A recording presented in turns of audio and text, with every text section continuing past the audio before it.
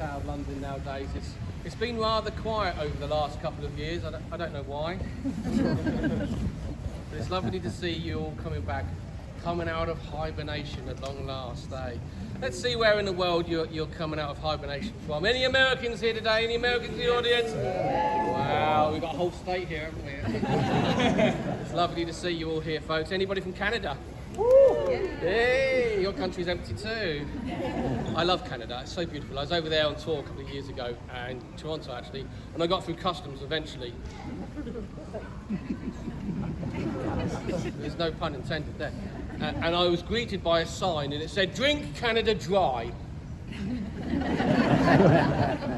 That's the most wonderful greeting I've ever had in my life. Any Europeans here? Any Europeans here today? Any Europeans in the audience today? A couple of you at the back. Lovely to see you folks, lovely to see you. Anybody from Great Britain?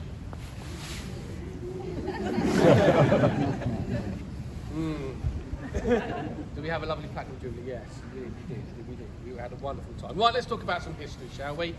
We're now standing at the world-famous Traitors' Gate, built on the orders of King Edward I. He required a safer and actually a more useful entranceway into the Tower of London. London back in those days was an extremely dangerous place to be, where convoys could be attacked and stores stolen and prisoners set free. So he decided to use the River Thames as a natural highway.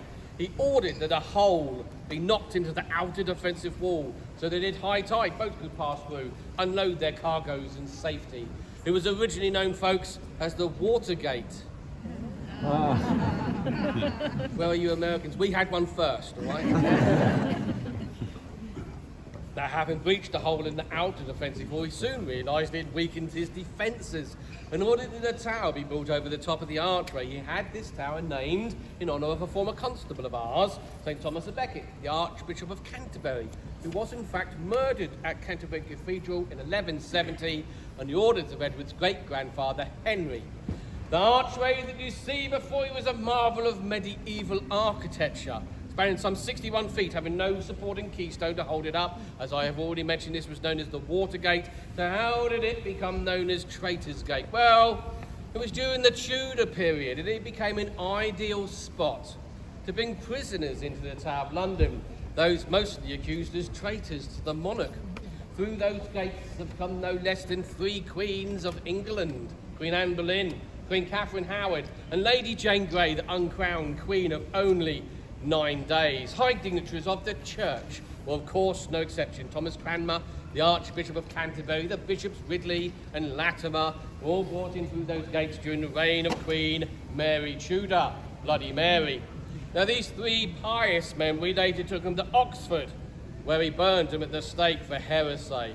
Those and many more poor unfortunate souls would have made their way down the River Thames by boat or barge from their trials at London's Guildhall or the Palace of Westminster. They would have passed through those gates, they would have landed at the steps, only to be met by an escort of good-looking yeoman warders. Always worth a try.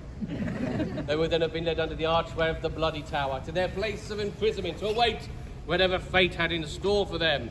All too often, it resulted in them being handed over to the sheriffs of London for a short journey to their place of execution. Now behind you there, ladies and gentlemen, is the infamous Bloody Tower. Originally it was known as the Garden Tower on account that it overlooked the Lieutenant's Garden. Its name was changed to the Tower of Blood, or the Bloody Tower, during the reign of Queen Elizabeth I, to commemorate the many tragedies that have been enacted within. Surely the most terrible tragedy of them all was the alleged murder of the 2 boy princes in 1483. Edward V and his younger brother Richard, Duke of York, were brought to the Tower by their uncle Richard, the Duke of Gloucester, to prepare for the oldest boy's coronation. But sightings of these 2 young lads playing in and around the grounds became less and less until they were seen no more. It is alleged that they were murdered by being suffocated with a pillow, perhaps even stabbed to death in the upper chamber. Their small bodies were taken out by an unknown priest the following day, buried in a secret plot underneath a staircase to the south side of the White Tower. There the remains lay for 191 years. Until the reign of King Charles II, when workmen that are working in an area over there, they come upon a small wooden chest excitedly. They ripped it open, hoping to find lost treasure. But all that was in there were the bones of those two small boys.